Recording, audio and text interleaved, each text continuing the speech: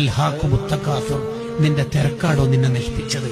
ഹത്താ സുർത്തുൽ മഖാബിർ, ഖബറിലെത്തുന്നവരെ ഈ തിരക്കുണ്ടാവും. ഖബറിലേക്ക് പോകുമ്പോ കഫും പുടക്ക് കീശയില്ലാത്തോണ്ട് ഫോണൊന്നും കൊണ്ടുപോകാത്തോണ്ട്, 2 ഫോണും വലുതും ചെറുതും കൊണ്ടുപോകാത്തോണ്ട് അവിടെ പ്രത്യേകിച്ച് തിരക്കൊന്നും ഉണ്ടാവില്ല. അവിടെ അനങ്ങാണ്ട് കിടക്കാം.